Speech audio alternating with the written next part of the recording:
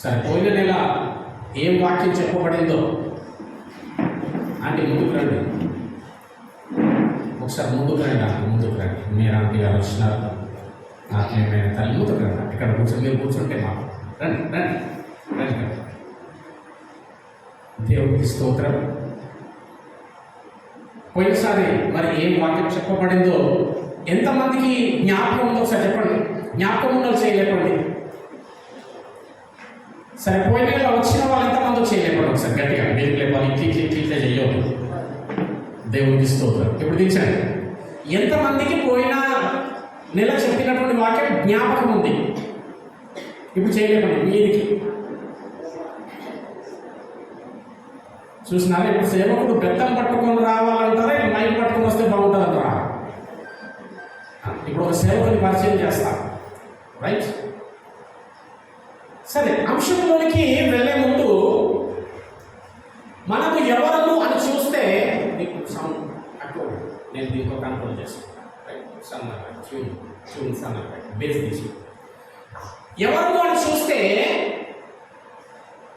దేవుని బిడ్డలము. హల్లెలూయా చెప్పండి ఒకసారి. నేను దేవుని బిడ్డలని చెప్పండి. పక్కన కూడా చెప్పు, నువ్వు దేవుని బిడ్డలని చెప్పు. హల్లెలూయా. మనము దేవుని బిడ్డలము. నీ కన్న వారి కంటే ముందు నువ్వు ఎవరి బిడ్డవు అంటే దేవుని బిడ్డవు. దేవుడు నిన్ను సృష్టించినాడు, దేవుడు నిన్ను కనినాడు, దేవుడు నిన్ను తన విలువైన రక్తము పెట్టి కొనినాడు. దేవుడు నామానికి స్తోత్రం. హల్లెలూయా. చాలా జాగ్రత్తగా వినాలా. మనస్సంతా నా పైన ఉండాలి, కళ్ళంతా ఇదే చూడాలి. 100వ కీర్తనలో అందుకే దేవుడు అంటాడు ఏమనిసంటే, నేను పుట్టించిన. దేవుడు మనల్ని పుట్టించినాడు, దేవుడు మనల్ని కన్నాడు, దేవుడు మనల్ని కొని తన సొత్తుగా చేసుకున్నవాడు. మనం ఎవరము అంటే దేవుని సొత్తు. దేవునికి స్తోత్రం. హల్లెలూయా. నువ్వు దేవుని సొత్తై ఉన్నావు. నిన్ను ముట్టుటకు ఎవరికి కూడా అధికారము లేదు. నిన్ను నాశనము చేయుటకు దేనికి కూడా అధికారం ఇవ్వబడలేదు. నీవు ప్రత్యేకమైనటువంటి వాడు, ప్రత్యేకమైనటువంటి దానవు. ఏమండి?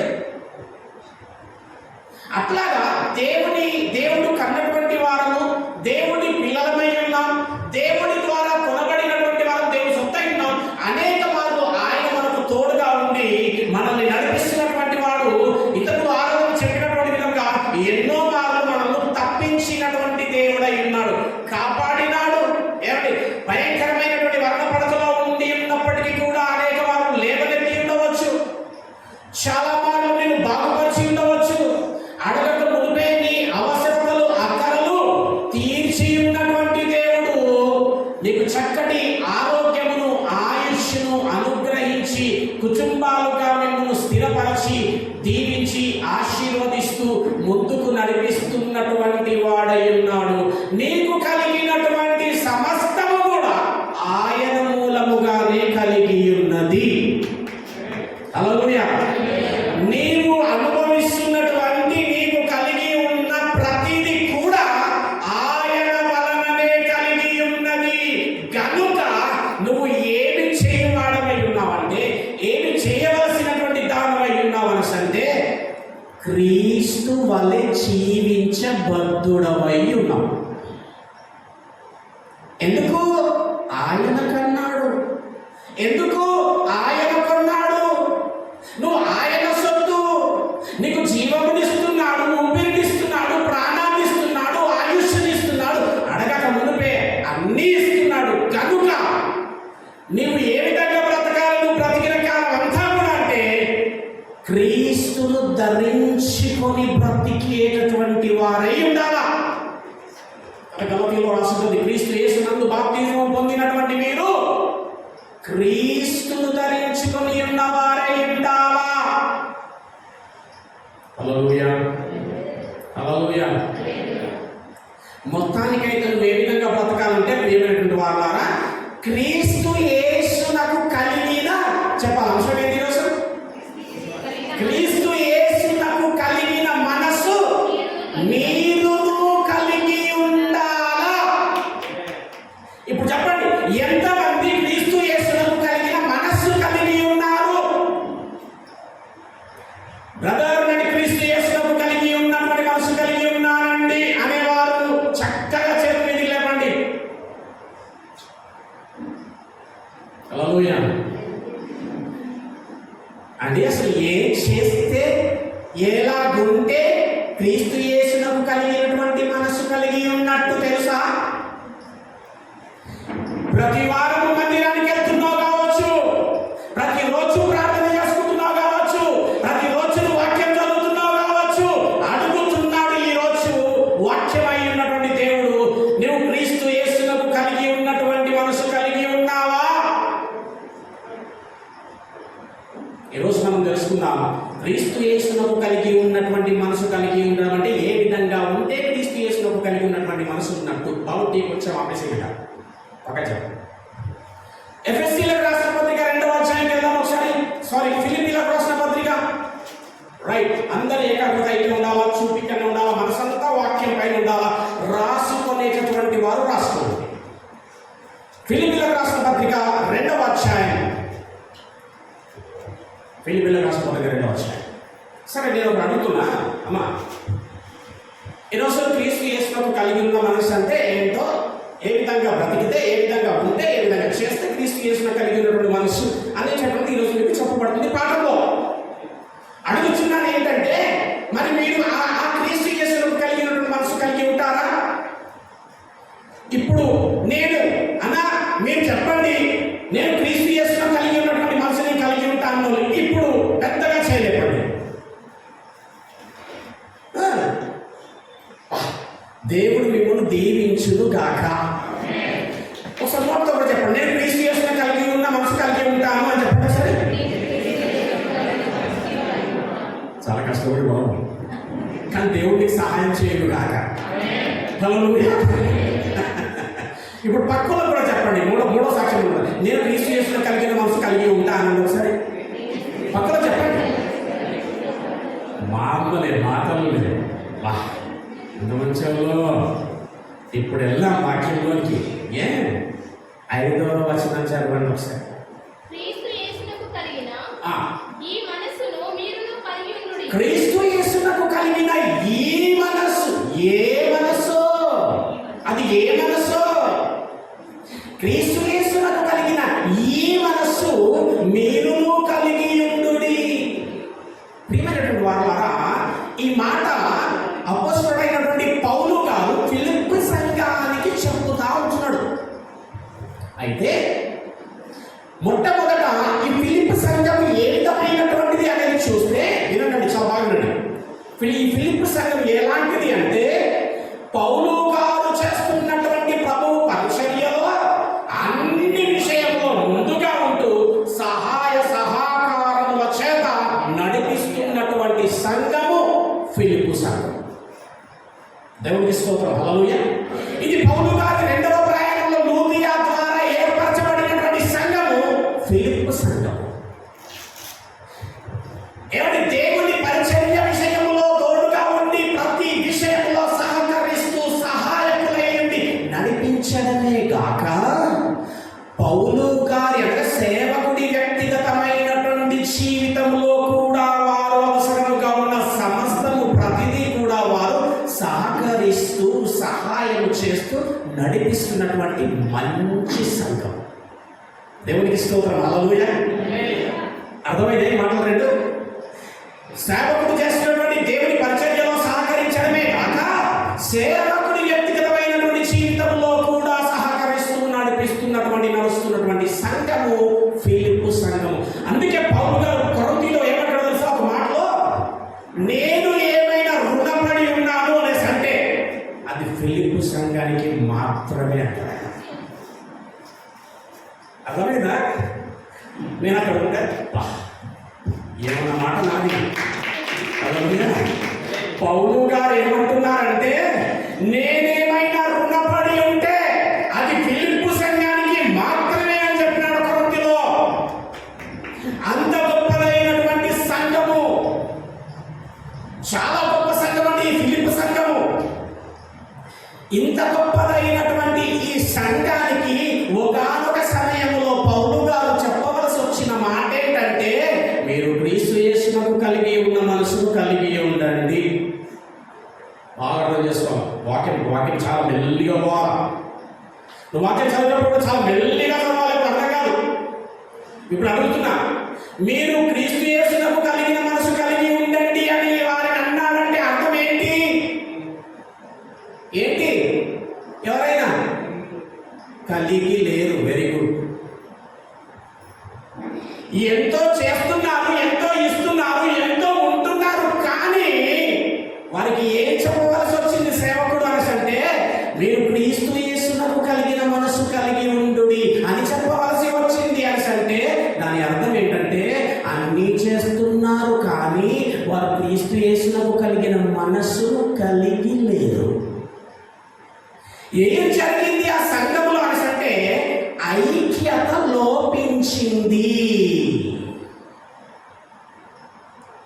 అహంకారం అనేటటువంటిది పెరిగింది. నేను చేస్తేనే, నేను ఇస్తేనే, నా వలననే అనేటటువంటి ఆ యొక్క గర్వము వారి లోపల వచ్చినందున ఎదుటి వారందరినీ చులకనగా చూడడం మొదలుపెట్టినారంట. దేవుని నామానికి వందనాలు.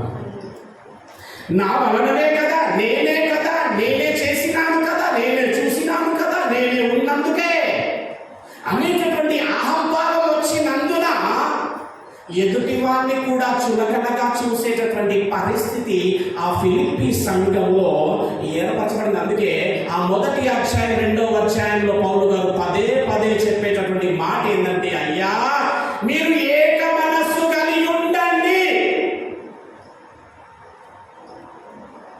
సంఘమై ఉన్నటువంటి మనలో అడుగుతున్నది ఈరోజు వాక్యం ప్రశ్నిస్తుంది, ఏక మనస్సు ఉందా? ఏక భావం ఉందా? అడుగుతున్న ఏక ప్రేమ ఉందా? ఇక్కడ కూడా ఉంది అన్నోని ఎవరైనా చేతులు లేవచ్చు. దేవునికి స్తోత్రం. అర్థం చేసుకున్నాం వాక్యాన్ని. అంటే ఇక్కడ పౌలు గారి ఉద్దేశం ఏంటంటే, అయ్యా మీరు ఎంత చేస్తేనేమి, ఎంత ఇస్తేనేమి, ఎంత ఉంటేనేమి, క్రీస్తు యేసునకు కలిగినటువంటి మనస్సే లేకపోతే మీరెంత చేసినా వ్యర్థమే అనుకుంటుంటాం. నేను చాలాసార్లు ఇచ్చిన, నేను చాలాసార్లు చేసిన, నేను ఉన్నందుకే ఫలానా విధమైనటువంటి, నేను జరిపించిన, నేను చూసిన, నేను వెళ్ళినా అని నువ్వెంత చేసినా అండి, క్రీస్తు యేసుకు కలిగిన మనస్సు కనుక నువ్వు ఒకవేళ కలిగి లేకుండా ఎంత చేసినా వ్యర్థమే. ఇక్కడ చూడండి, పౌలు గారిని చూడండి. నేను ఆలోచన చేసిన, రానైతే వస్తున్నది కదలే అనుకోలేనా. హల్లెలూయా. నాకైతే ఇస్తున్నారు కదలే అనుకోలే ఆయన. ఏదో బతుకైతే చక్కగా నడుస్తుంది కదలే అనుకోలే ఆయన. మీటింగ్ అయితే బాగానే పెడుతున్నానులే, చాలా మంది అయితే వస్తున్నారు కదలే, కానుకలు అయితే బాగా వస్తున్నాయి కదలే, దాని ద్వారా నేను కూడా చక్కగా నడుస్తున్నాను కదలే అనుకోలే. హల్లెలూయా. తప్పు కనబడినప్పుడు గద్దించువాడై ఉన్నాడు. తప్పు కనబడినప్పుడు సరిచేసేటటువంటి వాడై ఉన్నాడు. ఏ ఉద్దేశము పౌలు గారిదంటే, నాకు నా దేవుడు అప్పగించిన తన బిడ్డలను నేను సరి అయిన మార్గంలో నడిపించాలంటే ఎవరు త్రోవ తప్పినా అనేస్తా, ఎవరు త్రోవ విడిచినా చెప్పేస్తా. హల్లెలూయా. నా కేటగిరీ కూడా కొంచెం అట్లంటే, వస్తారు రారు బాకీ బాక్, తప్పు ఉంటే తప్పు, అట్లా చెయ్యొద్దు, అంతే. హల్లెలూయా. ఏంటి అంటే, నడిపించువాడు ఎవరు, కలగచేయువాడు ఎవరు, ఇచ్చువాడు. నేనేమైనా లోబడి ఉంటే దేవుడికి లోబడి ఉండాలి కదా. నేనేమైనా సంతోషం పెట్టాలంటే దేవుడిని కదా నేను సంతోషం పెట్టాలా, మనుషుల్ని కాదు కదా. అదిగో పౌలుగా అంతగా ఉన్నటువంటి సంఘము, అంతగా ఇస్తున్న సంఘము, అంతగా చేస్తున్న సంఘం అయినప్పటికీ సంఘంలో విభేదాలు రాగానే పౌలు గారు ప్రశ్నిస్తున్నాడు, గద్దిస్తున్నాడు. మీరు క్రీస్తు యేసునకు కలిగిన మనస్సు ఫస్ట్ కలిగి ఉంటాడు.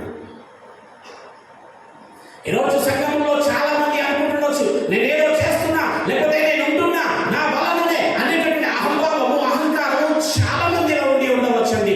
కానీ ఇదిగో వాక్యం సెలవిస్తుంది, ఏమి చేస్తున్నా కానీ నా మనసు కలిగి ఉండకపోతే మాత్రం నువ్వు ఏమి చేసినా, ఏ విధంగా ఉన్నా కానీ అంతా వ్యర్థమే.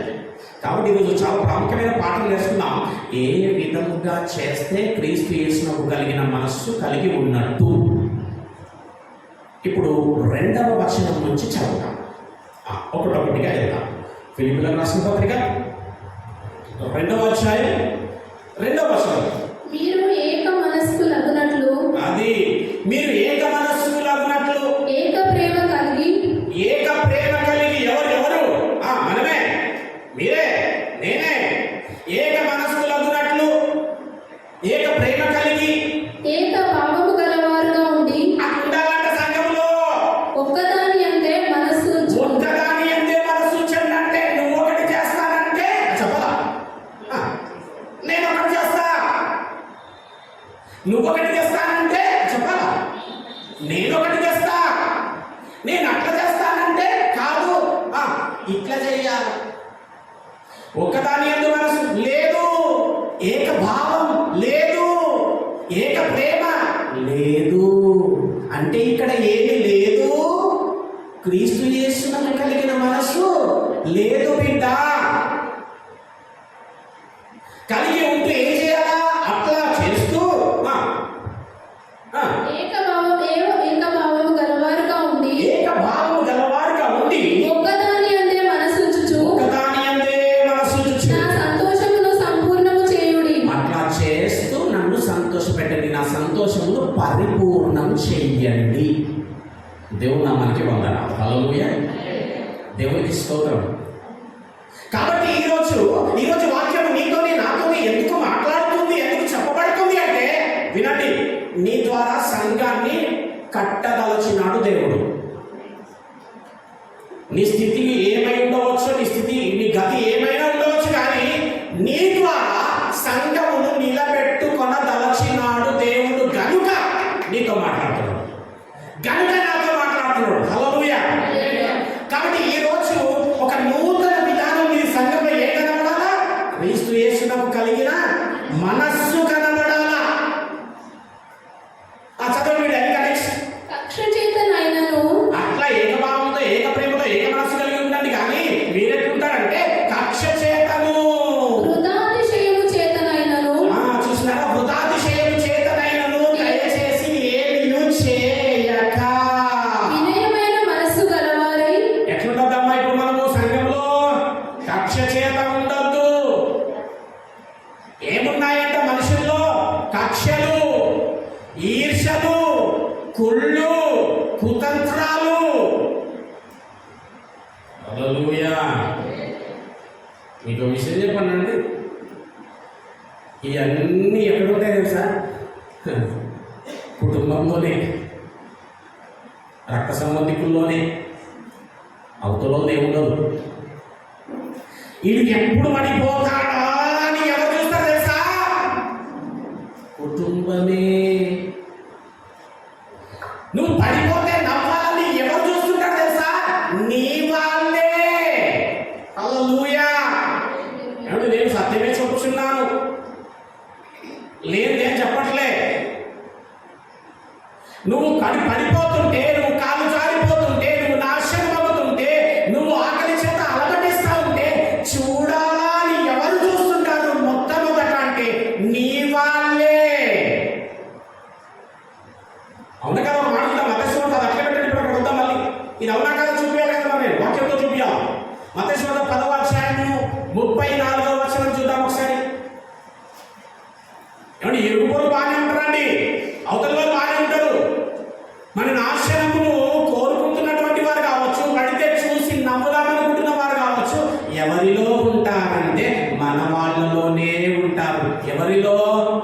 కుటుంబంలోనే.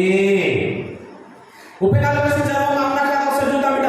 నేను భూమి మీదికి సమాధానమును పంపవచ్చునని తలంచకుడి. మీరు పుస్తకం సగం తలంచారు. నేను భూమి మీదకి మీ మధ్యలో సమాధానము పంపవచ్చునని తలంచకుడి. పంపవచ్చునని మీరు తలంచకండి. ఖడ్గమునే గాని నేను ఖడ్గమునే గాని సమాధానమును పంపుటకు నేను రాలేదు. హల్లెలూయా. వినండి, వాక్యం వినండి. ఖడ్గమునే గాని నేను సమాధానం పంపుటకు రాలేదు. ఒక మనుషునికిని వాని తండ్రికిని చూడండి, వాని పక్కింటోనికి కాదు, వాని తండ్రికి కుమార్తెకును నువ్వు మైక్ వచ్చి పెట్టా. కుమార్తెకును ఆమె తల్లికిని ఎదురింటోళ్ళ కాదు, ఆమె తల్లికి కోడలికిని చూడండి, ఆమె అత్తకును కోడలకును ఆమె అత్తకును విరోధము పెట్టవచ్చితిని. అయ్యా అదే చెప్తుంది. నేను సమాధానము పడిపోవచ్చు అని అనుకోకండి. ఖడ్గమునే. నువ్వు పడిపోతే నవ్వాలని చూస్తున్న వారు ఎక్కడో ఉండరు, నీ చుట్టే, నీ వాళ్ళే. హల్లెలూయా. ఏమండి? కక్ష చేత, హృదాతిశయము చేత ఫిలిపిలకు రాసిన పత్రిక మళ్ళీ రాసుకొని బిడ్డ, నోట్స్ కరెక్ట్గా రాసుకొని, నా దగ్గర ఇక్కడ చెప్పబడేటువంటి ప్రతి పాఠం కూడా రాసుకొని నీకు ఫ్రీ ఉన్న టైంలో చదవండి. అంతే, అది మిమ్మల్ని నడిపిస్తుంది. వాక్యం సర్వసత్యంలోనికి నడిపిస్తుంది. మిమ్మల్ని సర్వసత్యంలో ఏది నడిపిస్తుంది సార్? వాక్యం, పరిశుద్ధాత్మ ద్వారా చెప్పబడిన వాక్యం. పరిశుద్ధాత్మ నేను సర్వసత్యంలోనికి నడిపిస్తుంది. నేను సర్వసత్యంలోకి నడిపించేది వాక్యమే, ఆత్మే తప్ప ఎక్స్క్యూజ్ మీ స్వస్థతలు కాదు. హల్లెలూయా. నీకు భయంకరమైన రోగం ఉందా? No problem. సర్వసత్యంలో ఉన్నానండి, కానీ భయంకరమైన రోగం అండి, అయితే నో ప్రాబ్లం, నీకు పరలోకమే. హల్లెలూయా. నీవు సర్వసత్యంలోకి నడిపించేది మంత్రతంత్ర క్షుద్ర పూజలు కాదు. వాటి ద్వారా విడుదల వస్తేనే, ఇంకేదో జరిగితేనే కాదు. మీకు ఒక మాట ఇచ్చిన, ఏం మాట ఇచ్చిన ఎవరు అడిగినా ఇప్పటిదాకా నన్ను చెప్పాలా? జన్మలో చెప్తాను, మంత్రతంత్ర క్షుద్ర పూజలు ఉన్నాయా? ఎవరు అడుగుతలేదు. నేను చెప్పా, నా సమస్యతే చెప్తా, మీరు అడిగినప్పుడు నేను చెప్తా. హల్లెలూయా. ఓ ఫోన్ ఉండదు, మెసేజ్ పెడితే ఏమండి కనీసం దానికి రెస్పాన్స్ ఉండదు. అట్లా ఉంటారు. ముందు ఎప్పటిదాకా ఉంటారో ఉంటుంది, చెయ్యరు ఎప్పటిదాకా చేస్తారు అట్లా. హల్లెలూయా. నిన్ను సర్వసత్యములోనికి నడిపించేది సత్యం అనబడే వాక్యమే. సత్యము మిమ్మును స్వతంత్రులుగా చేయును. ఈ చోట నీ జీవితంలో, నీ కుటుంబంలో ఏం జరుగుతుందో తెలుసా బిడ్డ? స్వతంత్రము అనుగ్రహింపబడుతుంటుంది నీకు. దేవుడికి స్తోత్రం. వచ్చేయండమ్మా, ఫిలిపిలకు రాసిన పత్రిక వచ్చేయండి.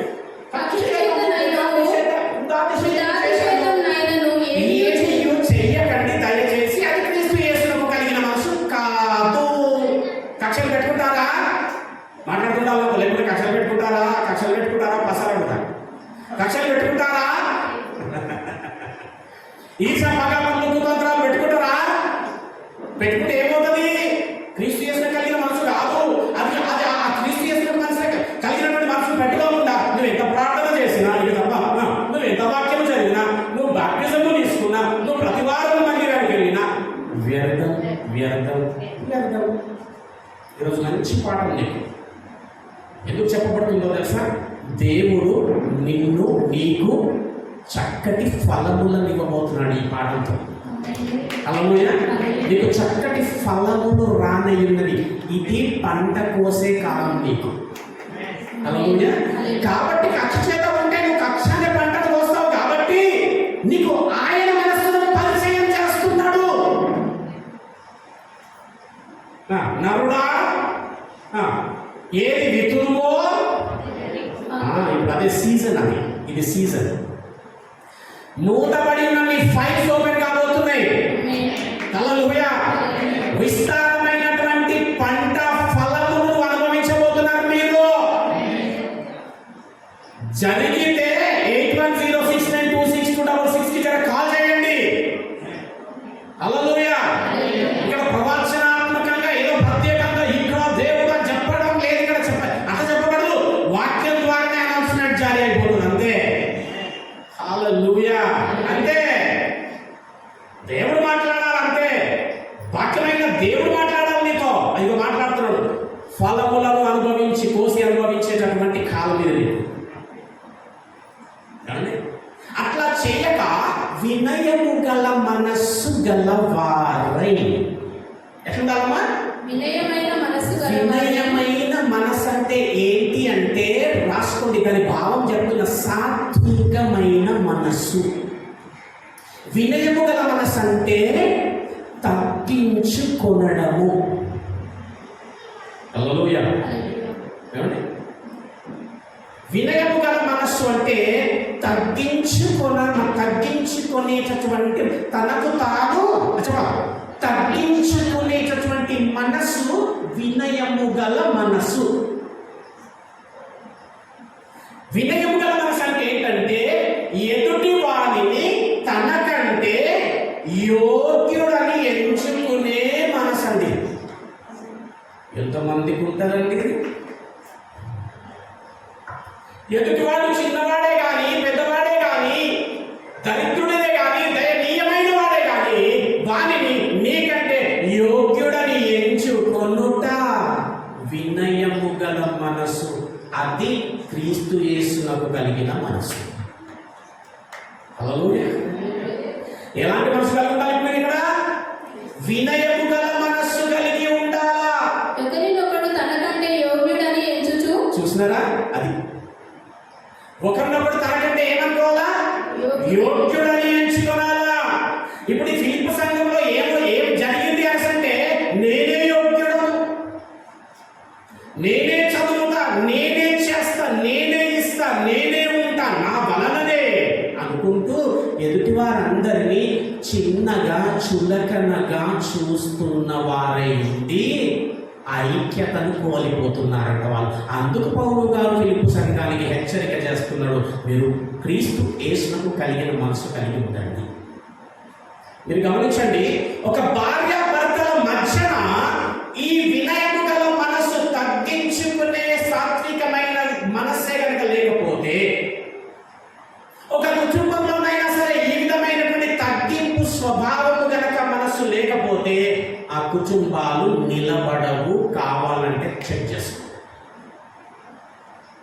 ఒక భార్య భర్తల మధ్యన, ఒక కుటుంబము మధ్యన ఈ వినయము గల మనస్సు, తగ్గించుకునే మనస్సే గనక లేకపోతే ఆ కుటుంబాలు నిలబడవు. కుటుంబాలే కాదు, సంఘములో ఒకవేళ ఇంటి విధమైన మనసు లేకపోయినా కానీ సంఘము వర్ధిల్లదు.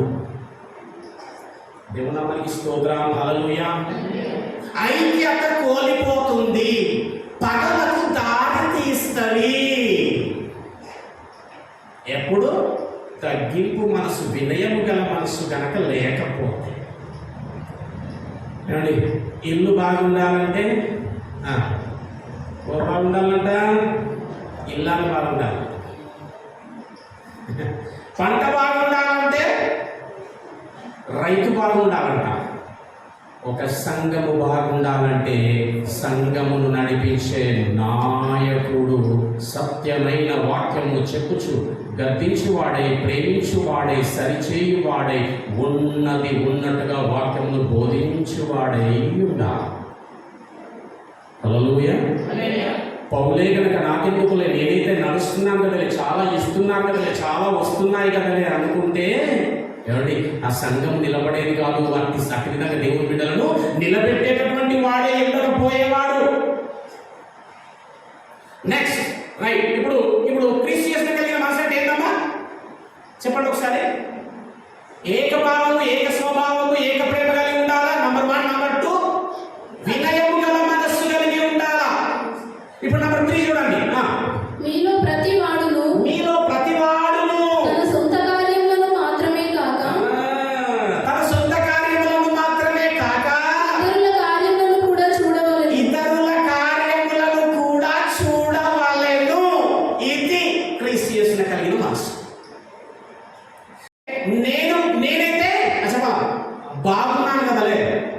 నా కుటుంబం అయితే బాగుంది కదలే, ఎవరికో ఏమో అయితే నాకేంటి? ఏమిటి? ఎదుటి వాని ఆకలి తీర్చగలగాల, ఎదుటి వాని విషయంలో నువ్వు ఎంతవరకైనా దిగజారగలగాల, అది తగ్గించుకునే మనస్సు. ఇప్పుడు వచ్చేసిన ఈ దినాలు ఏం దినాలు? ఉపవాస దినాలు. హల్లెలూయా. ఒకసారి అట్లా అని పోయేద్దాం. 58వ యెషయా గ్రంథం, అది మళ్ళీ ఫిలిప్ పట్ల పెట్టండి, అక్కడ పాట ఉంది మనం. 58 యెషయా. మీ యొక్క సొంత కార్యములనే కాక ఇతరుల కార్యములు కూడా చూడాలా. వస్త్రం లేని వస్త్రం ఇవ్వగలగాలా, ఆకలి ఉన్నవారికి అన్నం పెట్టాలా, నాశనానికి చూపుతున్నటువంటి వారిని నడిపించాలా సరి అయినటువంటి మార్గంలో, సమాధానం లేని వారిని సమాధానపరచగలగాల. ఎందుకంటే వినండి, ఎందుకు అంటే ఆ ఎదుటి వాడు నీకు సహోదరుడవుతాడు కాబట్టి. ఏమో నన్ను దేవుడు పుట్టించినాడు చెప్పాలి, ఈయనని దేవుడు పుట్టించినాడు. ఇప్పుడు వినండి, నేను దైవ కుమారుడనే, ఇతను కూడా దైవ కుమారుడే. కాబట్టి నేను ఏం చేయాలా? తన కార్యములను మంచి చెడును కూడా చూసుకోగలగల అన్ని విషయంలో నేను తనతో పాటు ఏడ్చువారితో ఏడ్చువారితో, నవ్వేవారితో, సంతోషించేవారితో, మనం కొంచెం రివర్స్ చేస్తాం. ఏడ్చువారితో సంతోషిస్తాం. మంచిగా ఇప్పుడు తెలుస్తుంది దానికి. అమ్మా, సంతోషించే వారితో ఎట్లుంటాం? మళ్ళా మనం ఏడుస్తుంటాం. పర్మనెంట్ అయిందట, జీతం పెరిగిందట, ఉద్యోగం వచ్చిందట, పెళ్ళయిందట. హల్లెలూయా. క్రీస్తు యేసులో కలిగిన మనసు కాదు బిడ్డో. ఏమమ్మా, ఇతరుల కార్యంలో కూడా చూడండి ఒకసారి. ఆ 8వ వచనం చదవండి ఒకసారి. 58:8. నీ ఆహారము ఆకలి కొనిన వారికి పెట్టుటయు. ప్రతి దానికి నేను లింక్ చూపిస్తున్నా, లింక్ డాక్యుమెంట్ అంటారు దీన్ని. నీ ఆహారము ఆకలి కొనిన వానికి పెట్టుటయు. మీరు ప్రశ్నించుకోండి, పెట్టినారా? ఎప్పుడైనా పెడుతున్నారా? పెట్టుటయు. నీ రక్త సంబంధికి ముఖము తప్పింపకుండా ఉండే. ఒకవేళ తప్పించొద్దట రక్త సంబంధికి. రక్త సంబంధం అంటే ఎవరండి? మీ అన్న, తమ్ముడు, అక్క, చెల్లె, అవునా? కాదు. రోడ్డు మీద కనబడేటటువంటి దిగుమాలిన వాడు కూడా నీ రక్త సంబంధి. దేవుడు కనినవాడు, దేవుడు కొనినవాడు నీ సహోదరుడు. అట్లా చూసట తప్పించొద్దట. ముఖము కలిగిన దానిలో చెయ్యాలంట. హల్లెలూయా. రక్త సంబంధికి నీ ముఖము తప్పింపకుండుటయు, దిక్కుమాలిన బీదలను నీట చేర్చుకుంటయు, వస్త్రహీనుడు కనబడని ఎడల వారికి వస్త్రములు ఇచ్చుటయు. ఇక్కడ అండర్లైన్. నాకు ఇష్టమైన ఉపవాసం. అవునా బాబా? కానీ మేము ఇక్కడ ఒకటి ఏర్పాటు చేసుకున్నాం బాబా. ఏంది బిడ్డ? కడుపు మార్చుతానే ఉపవాసం కాదు బిడ్డ, ఇది బిడ్డ, అది తర్వాత చూద్దాం ప్రభా. ఫస్ట్ మేము కడుపు మార్చుకునే ఉపవాసం. కడుపు మార్చుకుంటే కాదు దేవుడు కనికరించేది, నీ క్రియలు మారాలా. హల్లెలూయా. అట్టి వారికి ఎందుకు చేయాలంటే దేవుడు చెప్తున్నాడు వాక్యము, అట్టి వారికి చేయుట నాకు చేయుట. చెరసాలలో ఉన్నప్పుడు చూడవచ్చింది వా, నేను దిగబడినప్పుడు నాకు వస్త్రం ఇచ్చావు ఇవ్వచ్చింది వా, నేను ఆకలిగా అన్నం పెట్టింది వా, దాహం ఉన్నప్పుడు దాహం వచ్చింది వా. నువ్వు ఎప్పుడున్నావు ప్రభు అంటే అట్టి వారికి చేయుటే నాకు చేయుట. ఇది క్రీస్తు యేసునకు కలిగినటువంటి మనస్సు. 3వ పాయింట్, నీ సొంత కార్యములనే కాక ఇతరుల కార్యముల్లో కూడా చూడాలి. మొత్తానికైతే 5వ వచనం ప్రకారం ఎట్లుండాలనేసి అంటే క్రీస్తు యేసునకు కలిగిన మనస్సు మీరును కలిగి ఉంటుంది. దేవుని నామానికి స్తోత్రం. హల్లెలూయా. హల్లెలూయా. ఎందుకు ఈరోజు వాక్యం మనతో మాట్లాడుతుందో తెలుసా? మన ద్వారా సంఘమును కట్టను ఉద్దేశించినాడు, మన ద్వారా సంఘమును నిలబెట్టను ఉద్దేశించినాడు, మన ద్వారా అనేక తన జనాంగమును నడిపించదలిచినాడు.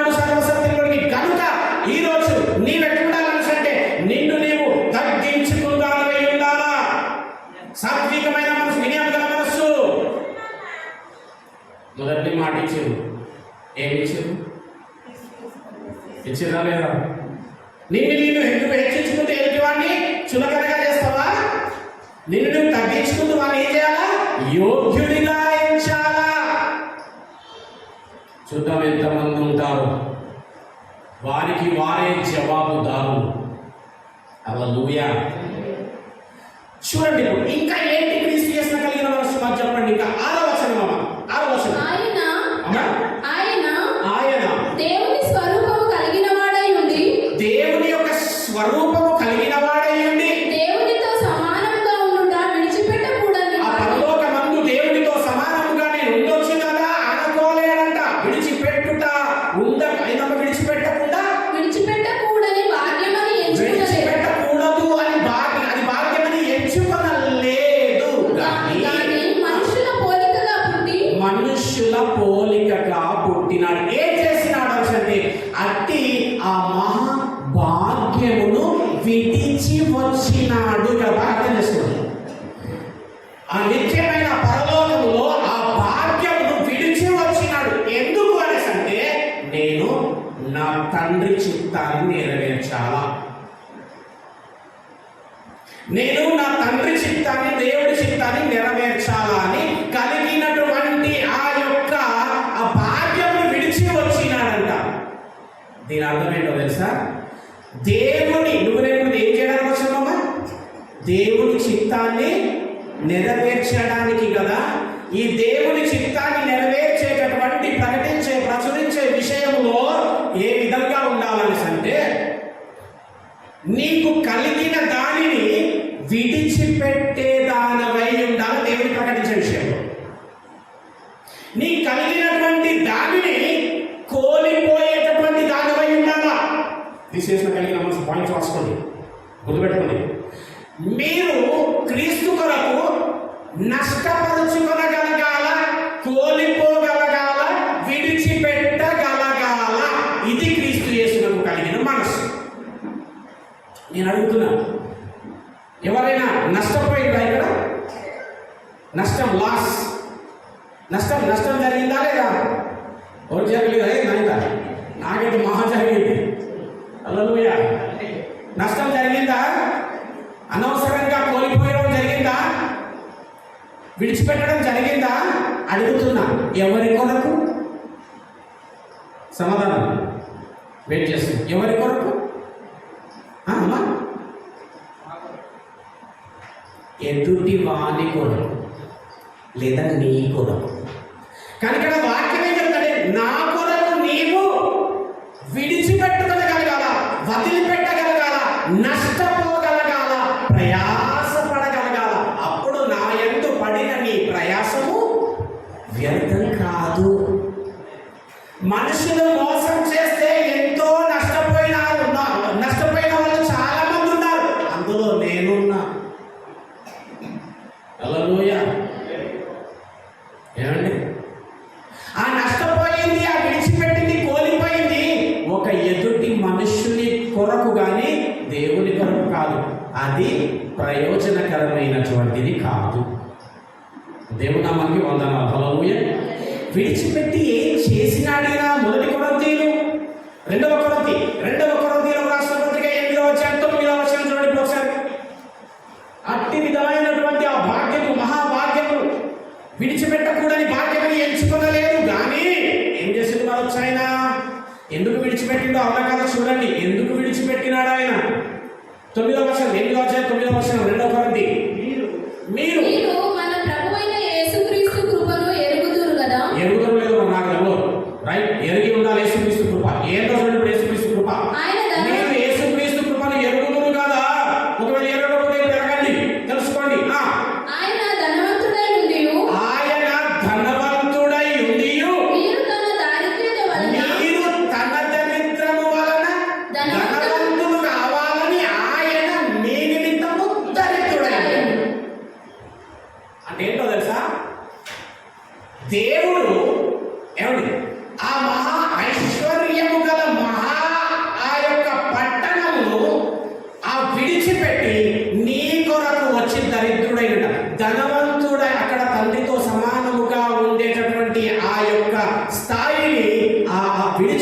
ధనవంతుడైన దేవుడు నీ కొరకు దరిద్రుడైన నిన్ను ధనవంతులుగా చేసిందట.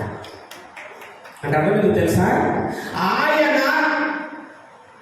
అట్టి విధమైనటువంటి ధననిధితో కూడిన పరలోక రాజ్యమును విడిచి వచ్చినందున నీవు ఆ మహాపట్టణమునకు వారసురాలవై ధనవంతుడవైనావు. నువ్వు ఎవరు అనేసి అంటే ధనవంతుడవు, ధనవంతురాలవు. ఆయన దరిద్రుడైనందున ఆ మహిమ లోకానికి వెళ్ళేటటువంటి ధనవంతురాలమైనము, ధనవంతుడవైనాము.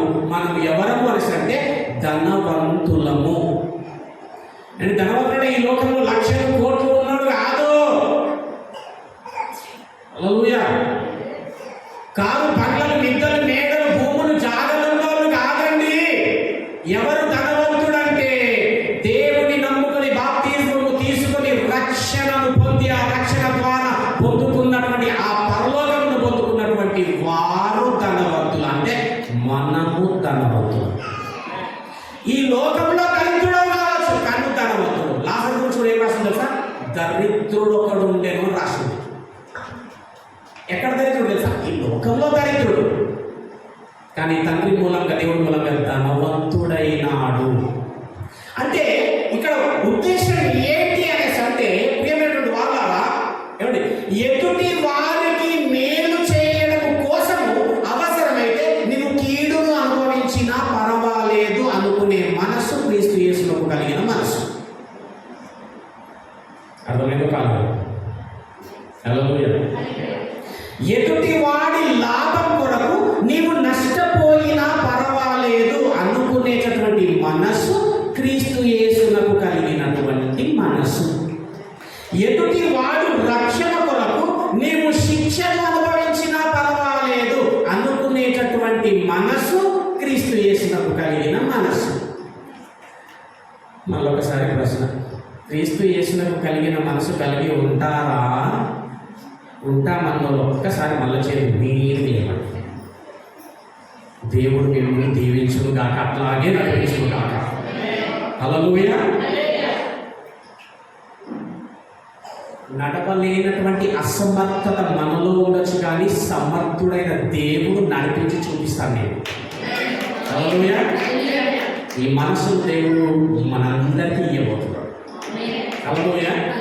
ఈ దీనమైన మనసు, ఈ వినయం గల మనసు, ఎదుటివారిని మనకంటే యోగ్యుడని ఎంచుకునేటటువంటి మనసు, మన సొంత విషయం కాక ఎదుటివారి విషయంలో మనము కార్యములు చేసేటటువంటి మనసు, ఎదుటివారి లాభం కొరకు మనం నష్టపోయేటటువంటి మనసు, ఎదుటివాడి మేలు కొరకు కీడును అనుభవించేటటువంటి మనసు మనము ఈ రోజు నుంచి ధరించుకొని ఉన్నవారమై ఉన్నాం. హల్లెలూయా. దేవునికి స్తోత్రం. ఒకసారి యోహాను సువార్త 17వ అధ్యాయం ఇంకా చూద్దామని కొన్ని విషయాలు చూసుకుందామా. యోహాను సువార్త 17వ అధ్యాయం 5వ వచనం. తండ్రి లోకము పుట్టక మునుపు నీ యొద్ద నాకు తండ్రి లోకము పుట్టక మునుపు ప్రార్థన చేస్తున్నాడు ఈయన. నీ యొద్ద నాకు ఏ మహిమ నీ ఉండెనో, యొద్ద నాకు ఏదైతే మహిమ ఉండెనో ఆ మహిమతో నన్ను ఇప్పుడు ఆ మహిమతో నన్నిప్పుడు నీ యొద్ద మహిమపరచుము. నీ యొద్ద నన్ను అట్లాగే మహిమపరచు నాయనా అని ప్రార్థన చేస్తున్నాడు ఇక్కడ. మహిమ అంటే ఏంటి అనేసి అంటే జనన మరణములు లేనిది, ఆకలి దప్పులు బాధ వేదన లేని దానిని మహిమ అంటారు. మహిమలో ఇవి ఉండవు. ఎందుకు ఇది చెబుతున్నానంటే అట్టి స్థాయిలో మొదట నాకు అన్నాడు కదా, అంటే మొదటి ఏ స్థాయిలో ఉంటే మహిమలో ఉండే, కానీ ఏం చేస్తాడు దాన్ని విడిచిపెట్టినాడు. ఎందుకు? నీవు రక్షింపబడడానికి, ఎందుకు? నీవు ధనవంతుడు కావడానికి, ఎందుకు? నీకు మేలు జరగడానికి. తాను ధనవంతుడై ఉన్న ఆయన విడిచిపెట్టి నిన్ను ధనవంతుడు చేసి ఆయన దరిద్రుడైనాడంట. దేవునికి స్తోత్రం. హల్లెలూయా. ఇట్టి మనసు కలిగి ఉండమంటే అనేకులము ఏం చేస్తున్నాము అనేసి అంటే ఈ లోకమును సంపాదించ చూచుచున్నాము కానీ దేవుని బిడ్డలను సంపాదించుకున్న ఈ రోజు నుంచి దేవుని విషయంలో ఆయన ప్రకటించి ప్రచురించే విషయంలో ఇట్టి మనసు కలిగి ఉండండి. ఇట్టి విధమైనటువంటి పంటనే దేవుడు మీకు ఇవ్వబోతున్నాడు. హల్లెలూయా. సాత్వికమైన పంట. ఆమేన్, ఆమేన్, హల్లెలూయా. సమాధానకరమైన పంట. హల్లెలూయా. ఇవి ఇవ్వబోతున్నాడు మనకి. సమృద్ధితో కూడిన పంట, ప్రేమతో కూడిన పంట. ఇవే దేవుడు చేయబోతున్నాడు. దేవుడు కలగ చేయబోతున్నది ఇదే రోజు. దేవుడు నామానికి స్తోత్రం. హల్లెలూయా. ఏమన్నా సత్యకేమేదో తర్వాత సంగతి బాకి బాధ కానీ ఉన్నప్పుడైతే జర అన్ని చూసుకోవాలి కదా అన్న ఆనే కనుక అనుకుంటున్నావా? ఈ లోకము సంపాదించుకొని చూచుచున్నావా? లోకంలో మహా ఎదిగినటువంటి వాడిని ఇదిగో ఒక ఆయన నేను చూపిస్తా. ప్రసంగికి వెళ్దాం ఒకసారి. ఒకవేళ నీ మనస్సు కనుక లోకంలోనే ఉంటే ఒకసారి ఇలా మాటలు విన్నాం. చాలా ఎక్స్పీరియన్స్ పర్సన్ అండి బాబీ. చాలా కాలం ఉండగలిగినాడు ఈయన. అమ్మో, ఎవరు రాస్తున్నారు? ప్రసంగి. ఇంకొకటి సొలొమోను ఎవరో తెలుసా? మహా జ్ఞాని. అంత జ్ఞానవంతుడంటే ఇప్పటి వరకు లేడట, ఇక ముందు కూడా ఉండబోడని రాస్తుంది. అట్టి విధమైన జ్ఞాని చెప్తాడు. ఎవరో చెప్పట్లే, మామూలు వ్యక్తి చెప్పట్లే. చాలా చూడండి, ఎవరో ఏదో మామూలు వ్యక్తి చెప్పట్లే. మహాజ్ఞాని అయిన సొలొమోను, ఎన్నో అనుభవాల గుండా వెళ్ళినటువంటి సొలొమోను గారు. 2వ అధ్యాయం. ఎందుకు ఇది చూపిస్తున్నాను వినండి. లేదు ఈ లోకంలో ఉన్నదే నాకు శాశ్వతము, ఇదైతేనే బాగుంటుంది, ఈ లోకంలో పలానా కలిగి ఉంటేనే మనకి ఏమైనా విలువ ఉంటుంది అని కనుక ఒకవేళ పైన ఉన్న వాటి మీద కాకుండా లోకం మీద కనుక భూమి మీద ఉన్నటువంటి వాటి మీద కనుక ఒకవేళ మనసు పెట్టుకుని ఉంటే, ఇప్పుడు ఈ వాక్యం చూద్దాం. 2వ అధ్యాయం 8వ వచనం చాలా బాగుంటుంది. నా కొరకు నేను వెండి బంగారములను రాజులు సంపాదించు సంపదను ఆయా దేశములలో దొరుకు సంపత్తును కూర్చుకొంటివి. నేను గాయకురాలను మనుషులిచ్చేయించు. ఏంటో ఎన్నో వచ్చినాయి? 2వ అధ్యాయం 8వ వచనం. రైట్, ఒక్క నిమిషం. రైట్, 18వ వచనం చూడండి ఇప్పుడు. రైట్, ఇది బిడ్డ 18వ వచనం. సారీ, సూర్యుని క్రింద నేను ప్రయాసపడి చేసిన. లేదు బ్రదర్, మీరు చెప్తున్నారు బాగా వినడానికి బాగానే ఉంది కానీ ఈ లోకంలో కూడా నేను బతకాలి కదా, నాకంటే విలువ ఉండాలి కదా, నాకు స్టేటస్ ఇంకా పలానా ఉండాలి కదా అని ఒకవేళ నువ్వు అనుకుంటే ఈయన మాటలు ఒకసారి వినండి. సూర్యుని క్రింద నేను ప్రయాసపడి చేసిన పనులన్నింటినీ. ఎక్కడనంట? సూర్యుడి క్రింద నేను ప్రయాసపడి చేసిన పనులన్నింటినీ. మనం ఏం చేస్తున్నాం తెలుసా? ప్రతిరోజు ఏం పడుతున్నాం? ప్రతిరోజు ప్రయాసం. ఈయన కూడా అది చెప్తున్నాడు. ఆయన సూర్యుని కింద నేను పడిన ప్రయాసములన్నిటినీ నా తర్వాత వచ్చువానికి నేను విడిచిపెట్టవలెనని. అవునా? నేను విడిచిపెట్టవలెనని తెలుసుకొని, అమ్మో నాకు తెలిసింది, నేను వాటి యందు అసహ్యపడితిని. ఏముంది సామాన్యం ఉంటుంది. ఏముందండి బాబు మాట. ఎన్నో సంపాదించుకుంటున్న కరెక్టే కానీ ఈయన ఒక్కొక్కసారి ఒక జ్ఞానం వచ్చిందంటే ఈ జ్ఞాని ఏమంటున్నాడు సభలో? సరే, సూర్యుని కింద నేను ప్రయాసపడి చేసిన పనులన్నింటినీ నా తర్వాత వచ్చిన వానికి నా వెనక వచ్చేవాడికి నేను విడిచిపెట్టవలెనని తెలుసుకొని. అంతేనా? ఏం చేయాలి? పట్టుకోబోవా? నీ కాడ పట్టుకోబోవా? హల్లెలూయా. నీ ఇల్లు, నీ వాకిలి, నీ పొలం, ఏమిటి బట్టలు, ఏమిటి? హల్లెలూయా. ఇంట్లోకి కూడా రానియడు. హల్లెలూయా. వాకిట్ల నుంచి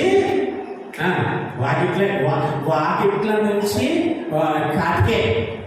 హల్లెలూయా. ఏమన్నా రింగుంటప్పుడు ఏం చేస్తాం? మెల్లగా ఓ కాకు దబ వస్తలేదు. కొంచెం వాయి తీసుకుని మళ్ళీ అందరూ వస్తారు. కొంచెం గట్టి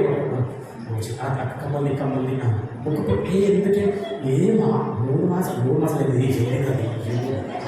హల్లెలూయా.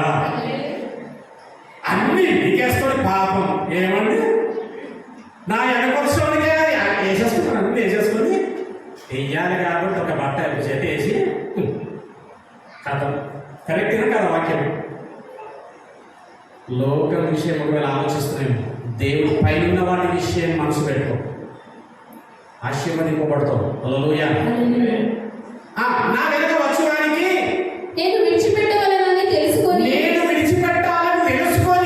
వాటి యందు అసహ్యపడితిని. చివరికి జరిగేది ఇలా వీటి యందు నాకు అని అసహ్యపడి తిని వాడు జ్ఞానము గలవాడై ఉండునో. ఇంకోటి చూడండి, ఇక్కడ నా వెనక వచ్చేటటువంటి వాడు జ్ఞాని అయి ఉండునో, బుద్ధిహీనుడై ఉండునో. ఏం పాడు ఆడక తిరుగుతాడు, ఆడే చేస్తాడు. బుద్ధిహీనుడై ఉండునో. ఎవరికి తెలియను? ఎవరికి తెలుసు. వాడు పైన ఒకలాంటి అనిపిస్తాడు, అసలు లోపల ఉండేది కూడా అని నేనేం పడతాను. ఆ పుస్తక కార్యంలో ఉంటుంది, ఏమంటుంది సార్, ఒక మనుషుని సంగతులు వాటిలో ఉన్న మనుషు ఆత్మకే కానీ మరెవ్వరికి కూడా తెలియాలంట. శాస్త్రాలు చెప్పిన అందుకే ఎదుటి ఏమంటాము, ఎందుకు ఇట్లా చేస్తుందో అసలు అర్థమే తెలియదు, అర్థం కాలేదు. భార్య భర్త మీదే మాట్లాడుతుంటారు, భర్త భార్య మీదే మాట్లాడుతుంది, ఎందుకు ఇట్లా చేస్తుందో అసలు అర్థమే తెలియదు కూడా అర్థం కాదు. ఇంకా 30 ఏళ్ళు సంసారం చేసినా అర్థం కాదు. ఎందుకు ఆమెలో ఉన్న మనిషి ఆత్మకే కానీ మరి ఎవరికి అర్థం కాదు. చదువుకుంటా మన చదివి వాడు జ్ఞానం గలవాడై ఉండునో. సంపాదించి ఇంత కష్టపడి పెడితే ఏమైనా ఉద్యోగం జరుగుతుందా అంటే వాడు జ్ఞాని అయి ఉండునో, బుద్ధిహీనుడై ఉండునో. వాడు బుద్ధిహీనుడై ఉండునో. అది ఎవరికి తెలియను? అయితే సూర్యుని క్రింద నేను ప్రయాసపడి జ్ఞానము చేత సంపాదించుకున్న నా కష్టఫలం అంతటి మీదను వాడు అధికారి అయి ఉండును. ఇదియు వ్యర్థమే. ఇది కూడా వ్యర్థమే. హల్లెలూయా. ఇది కూడా వ్యర్థమే. సరే సంపాదించి పెడితే ఇంకా వాడు ఏమో ఆత్మీయుల వాటిని ఇంకేంతమంది ఏదో అనుకుంటే అది కూడా గ్యారెంటీ లేదు, ఎవరికి తెలుసు. అంటే ఇది కూడా వ్యర్థమే. ఇంకేమన్నా నమ్ముతుందా? కావున సూర్యుని క్రింద నేను పడిన ప్రయాసం అంతటి విషయమై నేను ఆశ విడిచిన వాడనైతిని. అది ఏం చేసిందంటే ఏమైందండి, ఆశ విడిచిపెట్టుకున్నాడు. చీ ఇదంతా కూడా వ్యర్థమే. దీనిపైన ఆశ పెట్టుకోవద్దు. ఇది ఏమాత్రం ప్రయోజనకరమైనది కాదు. మరీ ప్రాముఖ్యంగా పరలోకం అసలే చేర్చదని. అదేదో ప్రయాసము దేవుని యందు చేస్తే ఏమవుతుంది? నీ ప్రయాసము వ్యర్థము కాదు. నీ బతుకు కాలం అంతా క్రీస్తు యేసును కలిగిన మనసు కలిగి ఉండాలా. ఏమండి, క్రీస్తు కొరకయ్యే బ్రతకాల. చివరికి నీ యొక్క చావు కూడా రేపు క్రీస్తు యేసునందే ఉండాలా.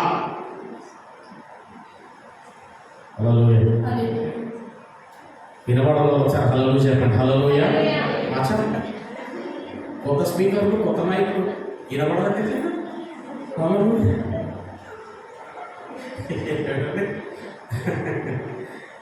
నీ బతుకంతా కూడా దేవుడి కొరకు బ్రతుకుతుండాలా.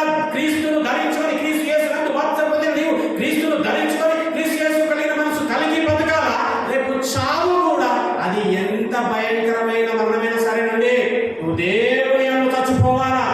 అప్పుడు దేవుని యందు మృతి నొందు మృతుడు ధన్యుడు. కానీ అందరం ఎక్కడ మృతి పొందుతున్నా? లోకాశలలో కొట్టుకపోయి మృతి పొందుతున్నాం. లోకంలో ఉన్న కోరికలతో కొట్టుకపోయి కొట్టుమిట్టాడుతూ అట్లాగే అందులోనే పడి చచ్చిపోతున్నాం. అది ధన్యకరమైన మరణం కాదు బిడ్డ, ఇది ధన్యకరము. ఇప్పుడు చూద్దాం, ఎఫెసీయులకు రాసిన పత్రిక వెళ్ళండి ఒకసారి. 7వ వచనం చదవండి ఒకసారి. 6వ వచనం కన్ఫ్యూజ్ చేయండి ఒకసారి.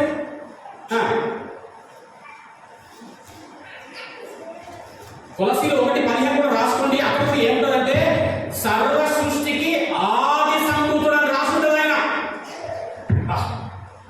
ఆ సర్వ సృష్టికి ఆది సంభూతుడైనటువంటి ఆయన ఆ అధికారం ఆ యొక్క ఉన్నటువంటి దానంతా కూడా విడిచిపెట్టుకొని వచ్చాడు. ఎందుకంటే ఆయన ఉద్దేశం ఏంటంటే నేను నా తండ్రి చిత్తం నెరవేర్చాలా. అందుకే ఏమంటారు తెలుసా యేసుప్రభుల వారు, నేను నా ఇష్ట ప్రకారం చేయుటకు రాలేదు కానీ చెప్పాల నా తండ్రి చిత్తము నెరవేర్చుటకే వచ్చి తిని.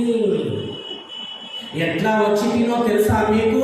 7వ వచనంలో ఫిలిప్పీలు 2:7 మనుషుల పోలికగా పుట్టిన దైవ స్వరూపితో సమానమైనటువంటి నేను మనుషుల పోలికతో పుట్టిన అప్పుడు ఎట్లా పుట్టినా తెలుసా? దాసుని స్వరూపం ధరించుకున్నా అట్టివాడనైన నేను, ఆది సంభూతుడైనటువంటి నేను, తండ్రితో సమానంగా కూర్చుండాల్సినటువంటి నేను, ధనవంతుడనైనటువంటి నేను, దాసుని స్వరూపం. దేవునికి స్తోత్రం, హల్లెలూయా.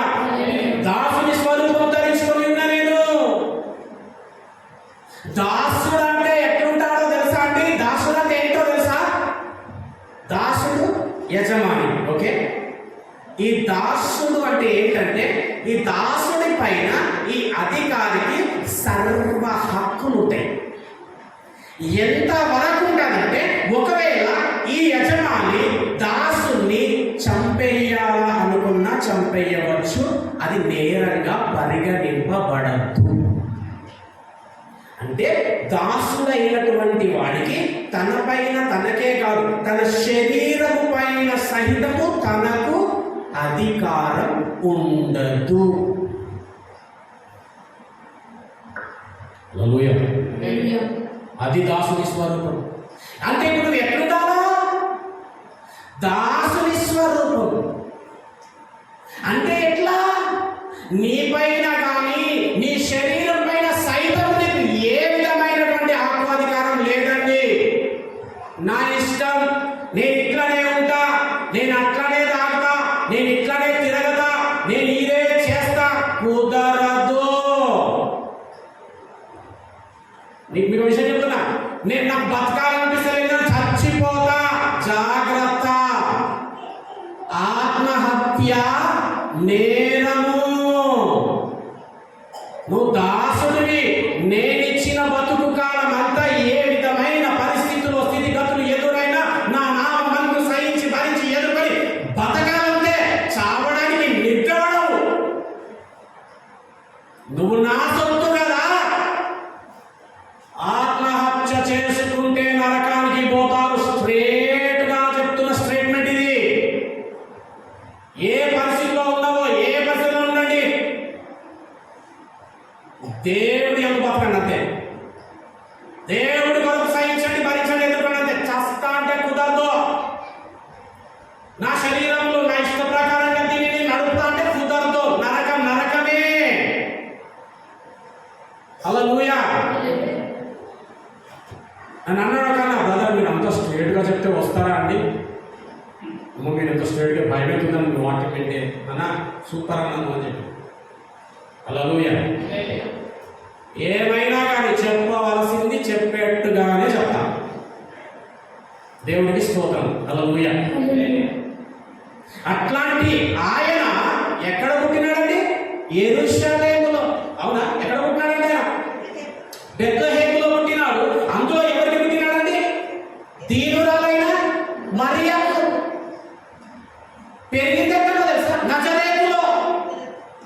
కానీ నజరేతు అంటే పెద్ద చెప్పుకోదగ్గ పట్టణమే ఊరే కాదని. అందుకే నజరేతు అంటే నజరేతు వాడ. ఏంటి యేసు నజరేతు వాడ? నజరేతు వాడ అయినటువంటి ఆయన అట్టి మాటల, అట్టి కార్యము, అట్టి క్రియ, నజరేతు వాడ. అట్లాంటి గ్రామంలో పుట్టినాడు. తగ్గించుకొనినాడు. దాసుని స్వరూపం. యోహాను సువార్త 13వ అధ్యాయం ఏముందో తెలుసా? ఎంతవరకు తగ్గించుకున్నాడో తెలుసా? ఆయన చేసి చూపించినాడు. శిష్యులందరినీ కూర్చోబెట్టినాడంట. కూర్చోబెట్టి ఏం చేసినాడంట?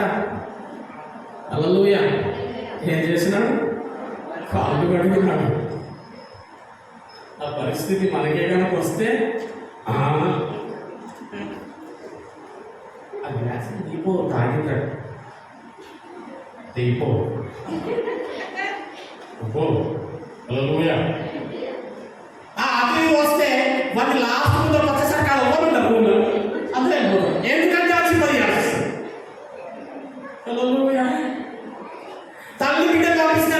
బిడ్డ తీసేయండి, అయిపోయింది కదా. హల్లెలూయా. ఇంకో విషయం చెప్తా, ఎంతవరకు దిగజారాల నూనెనంటే అవసరమైతే ఎదుటి వారిని ఇట్లా కాళ్ళు ఒత్తే పరిస్థితి వస్తే ఒత్తు ఒత్తు ఒత్తు అని దిగలేదు సార్, నేను ఒత్తినా. హల్లెలూయా. బ్రదర్ అరే ఊకన్నా. హల్లెలూయా. నేను చాలా ఒకలాగా గర్వంగా ఫీల్ అయ్యా. ఎందుకు నాకు అట్లాంటి టైం దొరికింది, అట్లాంటి అవకాశం వచ్చిందని గమనించండి. చాలా మంది ఉంటారు ఇట్లానే ఉంటా.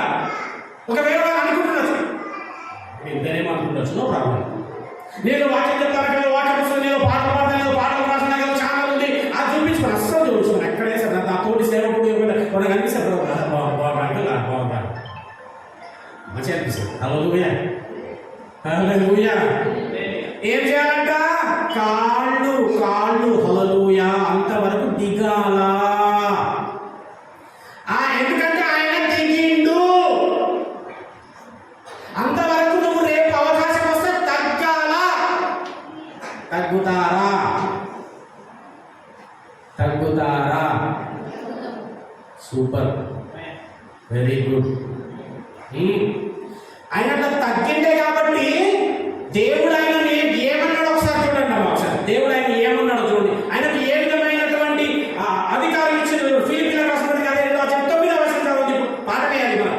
అందుచేత అందుచేత అందుచేత ఎందుచేత అట్టి మనసు కలిగి నందుచేత అందుచేత పరలోకమందున్న వారిలో గాని ఏంటంటే బిడ్డ ఇక పరలోకమందున్న వాడిలో గాని భూమి మీద ఉన్న వారిలో గాని భూమి మీద ఉన్న వారిలో గాని భూమి క్రింద ఉన్న వారిలో గాని భూమి క్రింద ఉన్న వారిలో గాని ప్రతి వారి మోకాళ్ళు ప్రతి వారి మోకాలు యేసు నామమున వంగునట్లు యేసు నామములో వంగునట్లు ప్రతి వారి నాలుకయు తండ్రి అయిన దేవుని మహిమార్థమై యేసు క్రీస్తు ప్రభువుని ఒప్పుకొనున్నట్లు ప్రతి వారి నాలుక యేసు క్రీస్తు ప్రభువు ఒప్పుకున్నట్లు దేవుడు ఆయనను అధికముగా హల్లెలూయా హెచ్చించి ప్రతి నామమునకు పైనామమును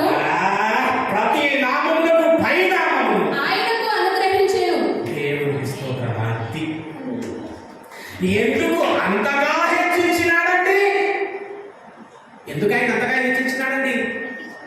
ఆయన అంతగా అబ్బా తన్ను తాను తగ్గించుకున్నవాడు హల్లెలూయా. మిమ్మల్ని దేవుడు హెచ్చింపబోచున్నాడు. వాక్యం చెప్పేటప్పుడు మిన్నం బ్రదర్గా చూడకండి, వాక్యం వినండి అంతే, నన్ను చూడకండి. హల్లెలూయా. ఎందుకంటే నేను రాసిన బుక్ అయితే నన్ను చూడండి. దేవుడి వాక్యం మిమ్మల్ని దేవుడు హెచ్చించబోతున్నాడు బిడ్డ, అంతే. మిమ్మల్ని దేవుడు హెచ్చించబోతున్నాడు అంతే. దేవుడికి స్తోత్రం. అంతగా తగ్గించుకోవాలంటే ఇప్పుడు అందరూ ఏమంటున్నారంటే చెప్పాలా? తగ్గేదే అబ్బా, ఆహా, ఏంలే తగ్గేదేలే. ఇలాంటి క్రైస్తవుడు తగ్గేదేలే అనొద్దు, తగ్గాలిలే. క్రైస్తవుడు ఆయన ఏంటి ఇప్పుడు చెప్పండి అమ్మా? తగ్గాలిలే, తగ్గేదేలేనట. హల్లెలూయా. అక్కడికి పోయినాక సాగు నీకు దేవునికి స్తోత్రం. మనము తగ్గాల. నువ్వెంతగా తగ్గించుకుంటే అంతగా హెచ్చింపబడతావు. ఇదిగో ఈరోజు ఈ పాట నీకు ఎందుకు చెప్పబడుతుందంటే దేవుడు మనలను హెచ్చింపబోచున్నాడు కనుక. మళ్ళీ చెప్తున్నా, నీ స్థితి గతి అవసరంలే, నీ పరిస్థితి, నీకు ఇక్కడ దరిద్రత అవసరంలే. నా దేవుడు నిన్ను హెచ్చించబోతున్నాడు అంతే. దేవునికి స్తోత్రములు, హల్లెలూయా. ఏమండి? అట్టి విధంగా దేవుడు తన కృపని మన పైన చూయించనై ఉన్నాడు. ఇప్పుడు ఇలాంటి రెండు క్యారెక్టర్స్, తగ్గించుకునే క్యారెక్టర్ని, తగ్గించుకోని క్యారెక్టర్ని ఒక దగ్గర నిలబెట్టి చూపిస్తాను. లాస్ట్ లూకా సువార్త 18వ అధ్యాయం చూడండి. ఇప్పుడు అక్కడ ఎప్పుడుతో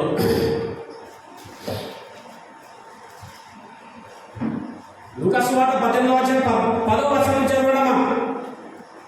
ప్రార్థన చేయుటకై ప్రార్థన చేస్తారు. అందరూ ప్రార్థన చేస్తారా? చేస్తారు కదా, చేస్తారు. అవి కూడా ప్రార్థన చేయక వచ్చారు. చూద్దాం ఎవరి ప్రార్థన లాగా ఉంటుందో మరి మన ప్రార్థన. ప్రార్థన చేయుటకై ఇద్దరు మనుషులు దేవాలయంలోకి వెళ్ళిరి. అబ్బో, దేవాలయంలోకి వెళ్ళిరి. వారిలో ఒకడు పరిసయ్యుడు, ఒకడు సుంకరి. ఒకడేమో సుంకరి. పరిసయ్యుడు నిలవబడి ఇక పరిసయ్యుడు ప్రార్థన చేస్తుంది. వినడము పరిసయ్యుడు ప్రార్థన. కొంపదీసి ఇట్లాంటి ప్రార్థనలు ఉన్నాయేమో ఒకసారి చెక్ చేసుకోండి. ఏం ప్రార్థన చేస్తుందో చూడండి.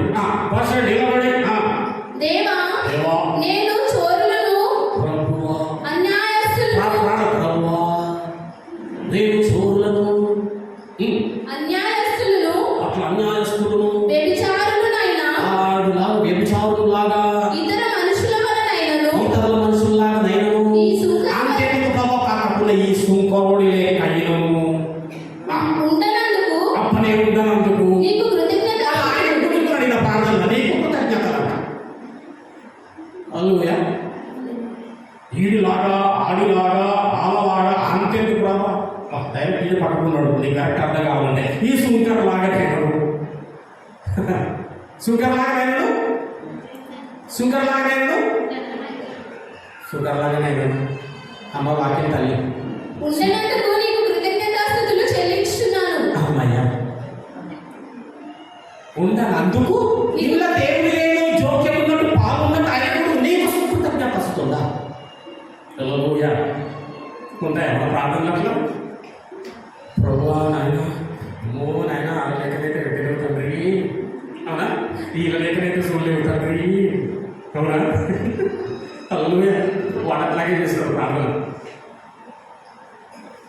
ఇంకేం చేస్తున్నాడు?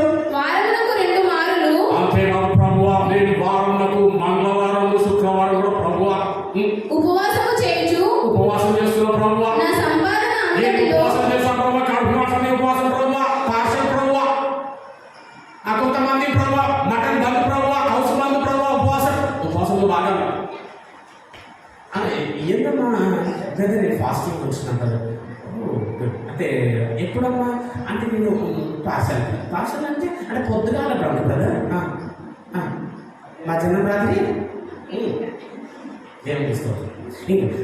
బ్రదర్ నేను కూడా ఫాస్టింగ్ కదా. ఏం ఫాస్టింగ్ అమ్మా? నేను కౌశలం బ్రదర్.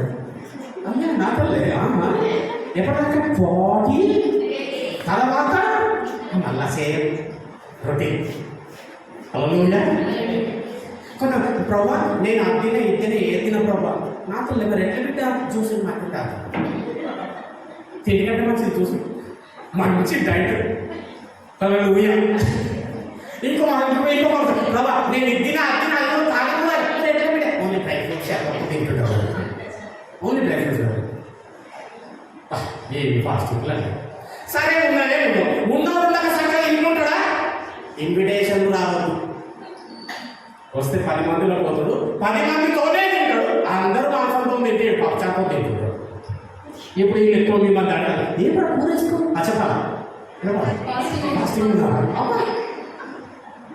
అక్కడ అక్క వస్తుంటుంది, ఇక్కడ చెల్ల వస్తుంది.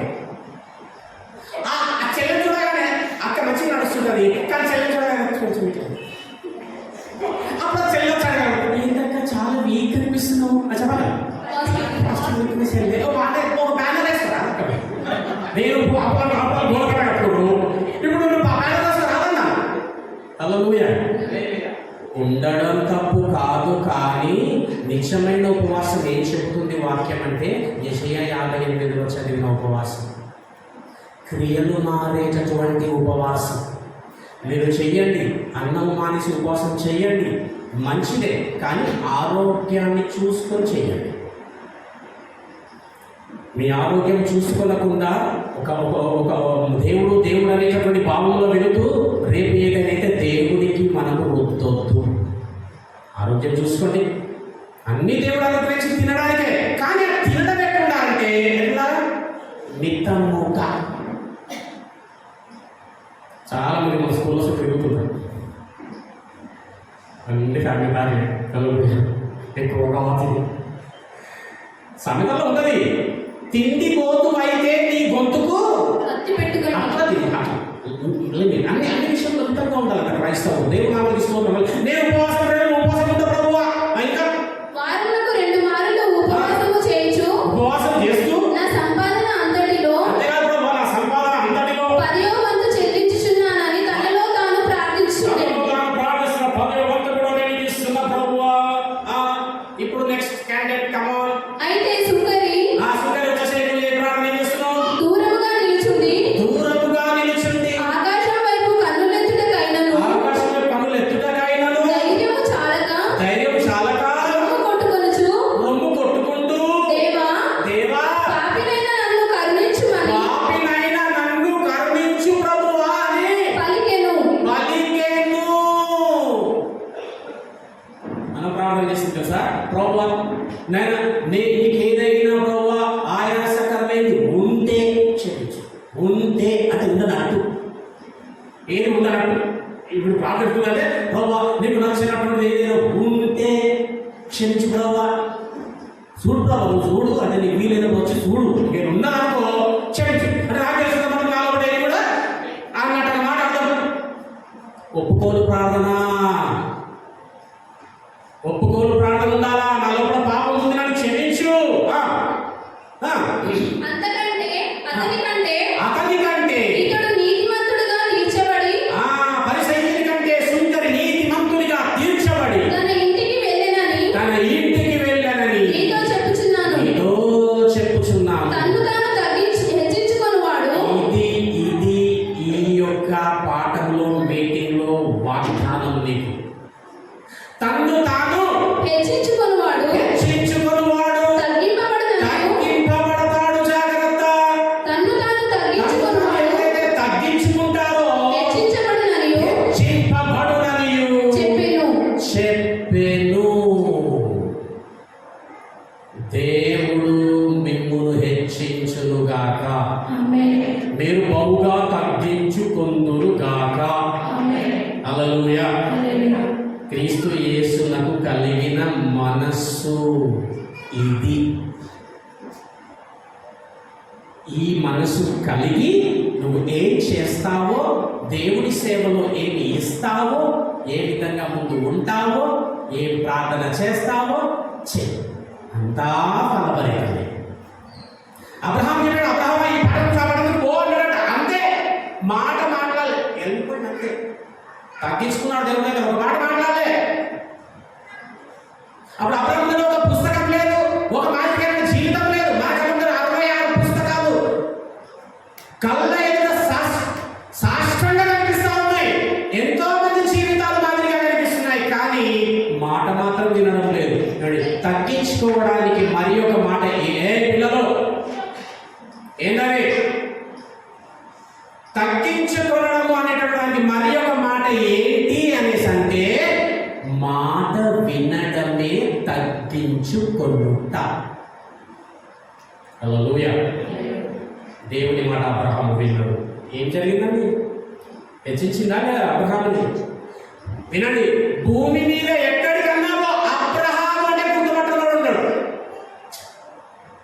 హల్లెలూయా. అబ్రహాము అంటే గుర్తుపట్టడం ఉండనే ఉండడు. అంతగా హెచ్చించినాడు అబ్రహాముని. నెక్స్ట్ ఇస్సాకు వచ్చినాడు. ఏమండి? ఇస్సాకు వచ్చినాడు. 40 ఏళ్ళు వచ్చినాయి ఆయనకి. కన్నెత్తి పక్కల ఎవరిని చూడలేట. తండ్రి ఎవరిని తీసుకొని వచ్చిందో ఆయన చేసేసుకున్నాడు. అంటే ఏంటి తెలుసా? తండ్రి మాటకు లోబడిన తనయుడు, క్రీస్తుకు సాదృశ్యం ఇస్సాకు. హల్లెలూయా. నీవు కూడా తండ్రి అయిన ఆ దేవుని మాటకు లోబడి ఉండాల. అది మాట వినడము, అది తగ్గించుకొనడము. ఏం కాబట్టి ఇస్సాకు ఆశీర్వదింపబడిన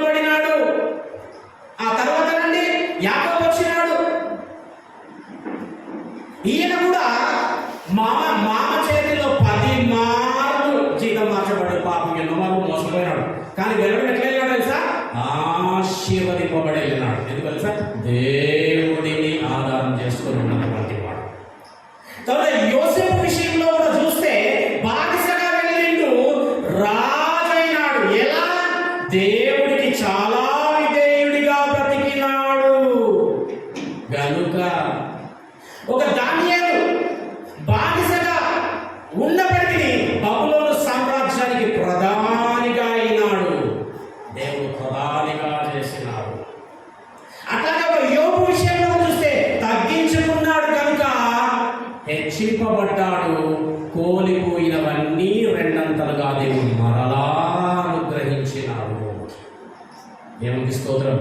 ఇక హెచ్చించుకున్న వారిలో ఒక ఆదాము, ఒక కయీను, ఫరో అన్నాడంట. యెహోవా ఎవడు? ఆయన వాటికి మాట్లాడండి నన్ను. ఎవడు యెహోవా? హెచ్చించుకున్నాడు. ఒక ఆహాబు, నెబుకద్నెజరు, హేరోదు హెచ్చించుకుంటే పురుగుల వాడి చచ్చిపోయినట్టుగా ప్రసంగారంలో ఉంది. ఏమండి?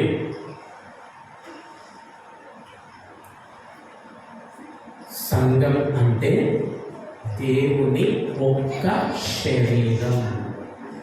ఎప్పుడే కానీ నీ చెయ్యి నీ కాలును గాయపరచవు. హల్లెలూయా.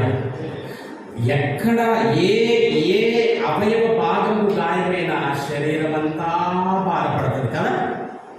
అట్లాగా సంఘం అట్లుండాలి. నీ సొంత విషయంలోనే కాక ఎదుటి వారి విషయంలో కూడా నువ్వు జోక్యం చేసుకోవాలి.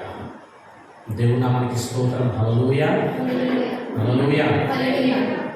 ఈ యొక్క దినములలో దేవుడు పంటను కోసి అనుభవించే భాగ్యమును ఇవ్వనై ఉన్నాడు కనుక ఆయన మనస్సును కలిగి ఉండమంటున్నాడు.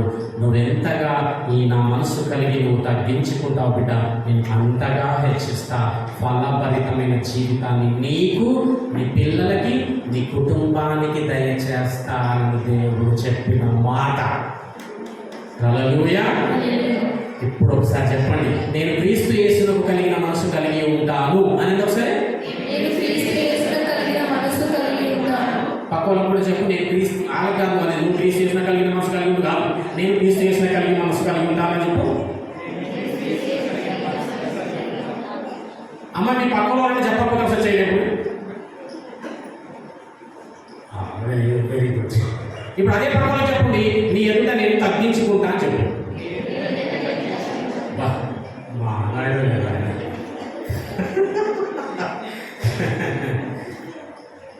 దేవుడి కార్యం చేయబోతున్నాడు సంఘంలో తన బిడ్డల జీవితాల్లో ఈ కార్యం చేయబోతున్నాడు. దినములు ఆసన్నమైనవి, రాకడ సమీపంగా ఉంది. ఈ రోజు వచ్చినామంటే దేవుడు నిన్ను ఏర్పరచుకున్నాడు, పట్టినాడు అని అర్థం. దేవుడికి కొద్ది వాక్యం మన ఆత్మని వెలిగితని దీవించి ఆశీర్వదించును గాక. ఆమేన్. ఒకసారి పాటలు పాడే అమ్మాయిలు ఒకసారి వచ్చి